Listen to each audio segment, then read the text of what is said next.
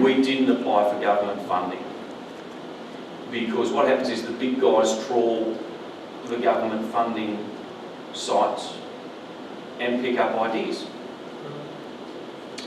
And so the mere fact of going for government funding can lead to someone else having your idea. So we flew beneath the radar deliberately.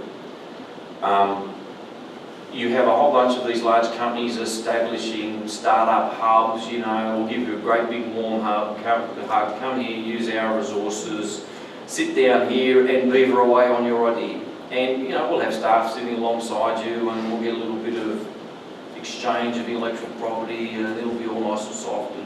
And so there is a level of where you think, my God, this is fantastic.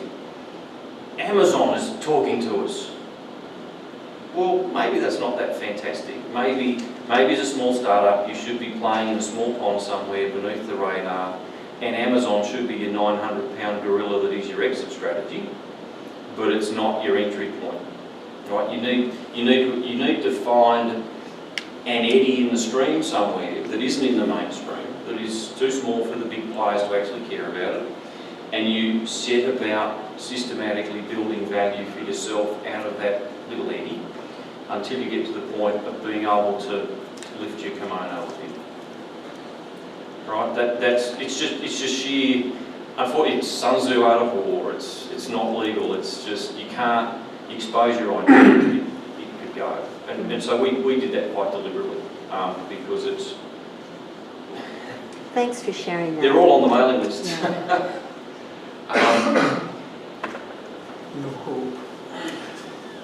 Your website. So you're probably going to end up with a website. Look, this is the flavour of the month. We've got it up here because everyone thinks you should talk about it. The privacy laws have changed. You've seen everybody comes out. Coles has come out and said, we share your data with 23 different countries all around the world. Right?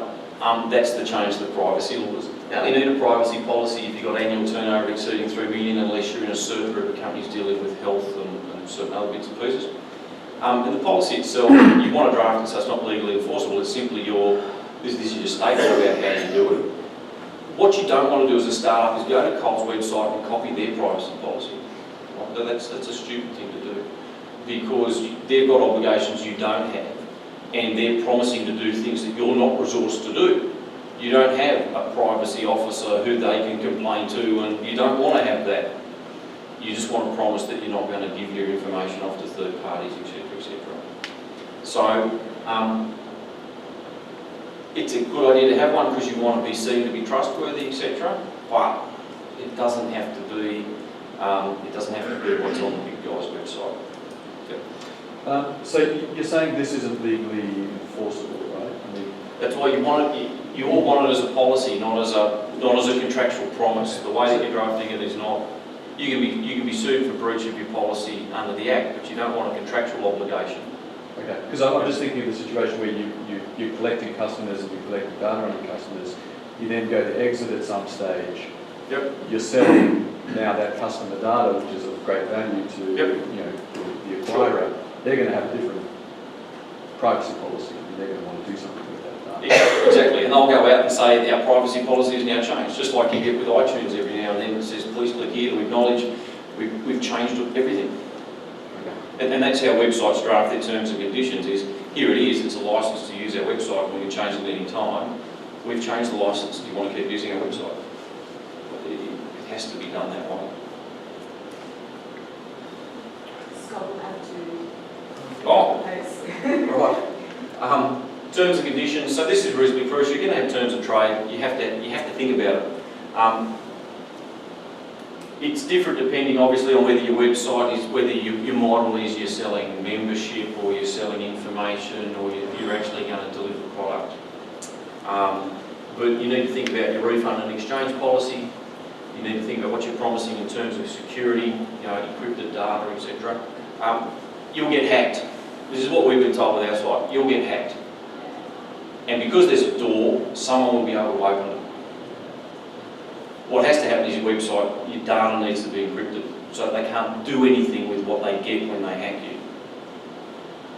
But if you're good, if you put on a show, you'll get hacked. Don't think that your website is You've got a key somewhere, so someone else can manufacture it. You need to talk about your IP rights. You want to, own everything.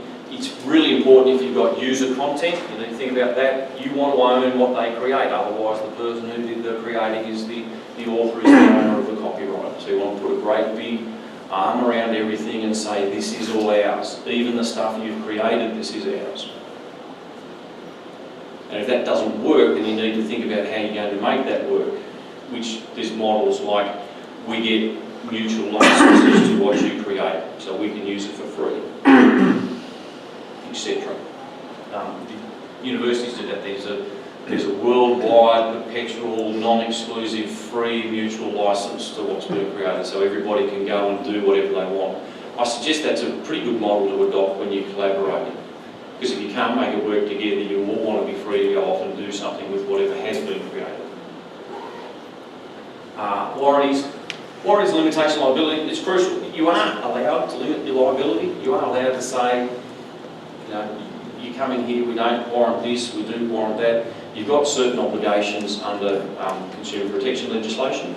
There's things that you must promise, but there are ways of dealing with those promises if you breach them, like you give a refund, or if you replace the goods at your cost, or you supply alternative services. You want those in your terms and conditions.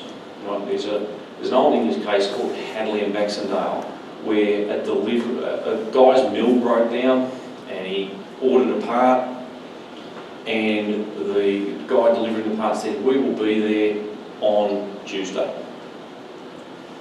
He wasn't there on Tuesday, he was late. The part was wrong. And he was sued. He was sued for the entire profits that the mill didn't make during that period. It's economic loss, it's consequential loss. That is stuff that you can and should be negotiating away in your terms and conditions of trade. You don't ever want to be responsible for someone's economic or consequential loss based upon what you've been unable to deliver. You want to be responsible up to it. Your goal is to do no more than pay back what you've earned. Right? Because this sort of stuff can send you broke in a real hurry.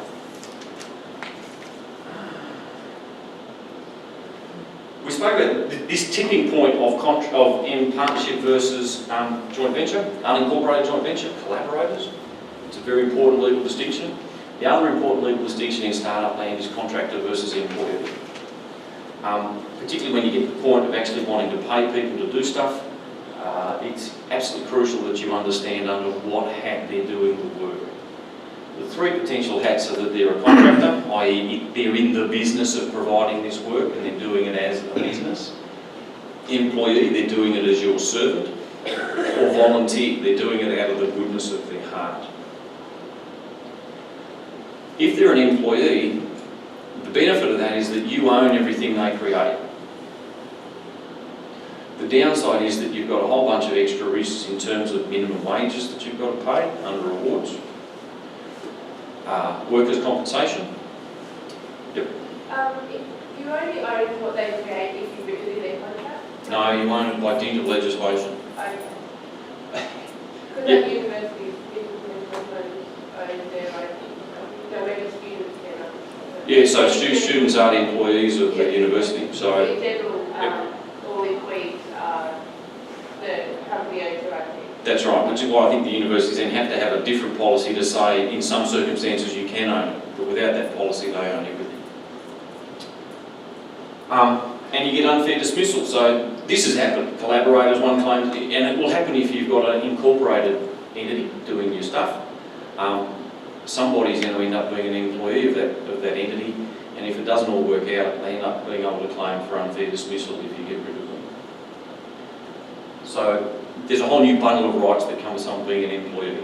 If they're a contractor, okay, that's much easier. You think, I'll just give you a chunk of money and that's it. I don't have to think about anything else. There are circumstances under which workers' comp is payable, so you have to be mindful of that.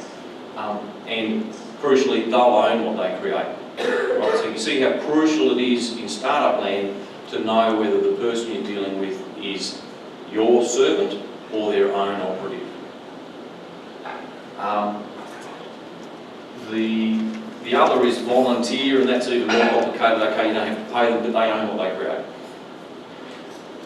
Right, yes? Is there a sort of a basic test as to what constitutes an employee? Some years ago, I was involved in bringing a lot of contractors to a company, but the law said that some of your contractors are not contractors, they're employees.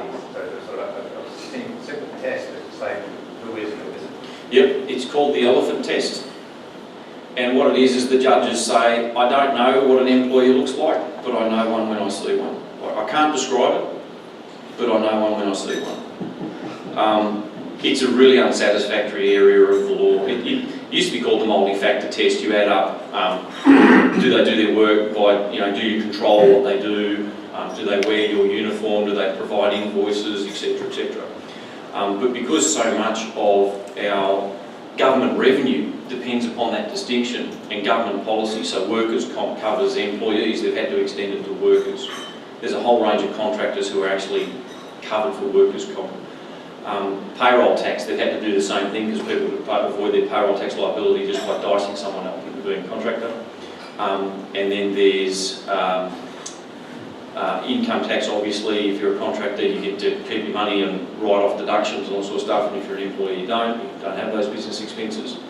And because everyone got really good at that, there's a whole bunch of different definitions. So workers' comp you've got to pay unless it's wholly or unless they're involved in the business of providing these services for the public generally, which means they've got a client base. Superannuation is payable unless it's wholly or principally for a person's labour. Payroll tax is payable in an inordinately wide range of circumstances that just goes off the charts. So you end up with a situation where a contractor is, they say they're a contractor, but you've got to pay workers' comp, you've got to calculate them for payroll tax, and you've got to take out, and you've got to pay them super. And now you're left with, well, God, what makes them a contractor as opposed to a casual employee? Yeah. I think I missed the point. Did you say that a contractor, to be a contractor, is supposed to offer his services or to provide his services to other customers? It's different depending upon the legislation. And I kid you not, for payroll tax it's based on actual revenue, for superannuation it's offers. Okay. Right, so it's different test. It's an incredibly difficult area of law. Oh, I'm sorry. I'm enjoying myself too much. I can give this some. This is our app. We've built a system that for $950 you can get access to the legal documents you need on our letterhead backed by our PI insurers. And that's our contribution to the startup land in terms of trying to reduce this legal spend so that you can spend more of your money on what you need to spend it on and less of it on the legals. Sorry. I've eaten into your time, Tony. That's all right, Scott. Thank you. I'll get you back later.